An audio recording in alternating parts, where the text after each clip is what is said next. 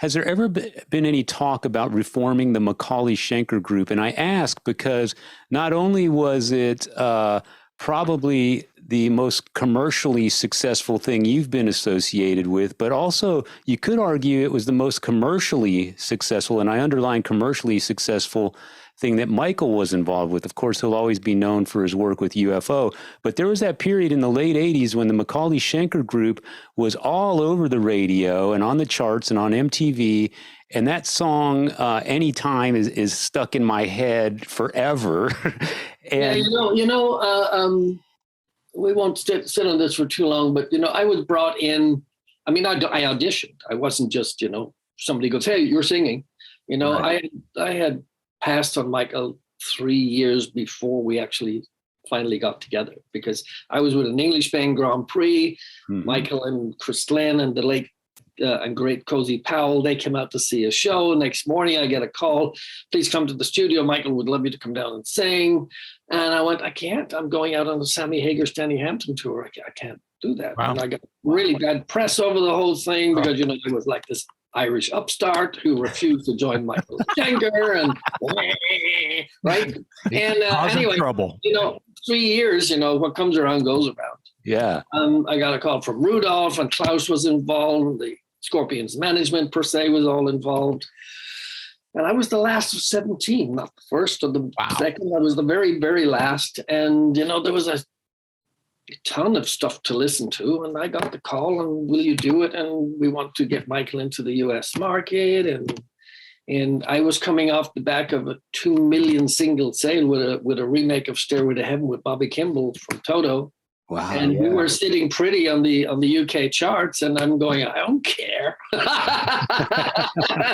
And then I'm on a plane to Hanover up in the north of Germany, and I auditioned for Michael, and then I got a call, and we need US radio, we want MTV, we want VH1, and I'm going, well, why did you call me?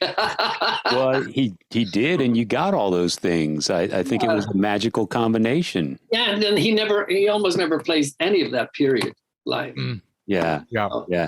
He's got a reputation for being difficult to work with. Is that true, or you want to? I'll have my coffee while I answer that. I'm going to answer that one with a mouthful of coffee. Yeah. He can't understand. Everybody goes through their stuff.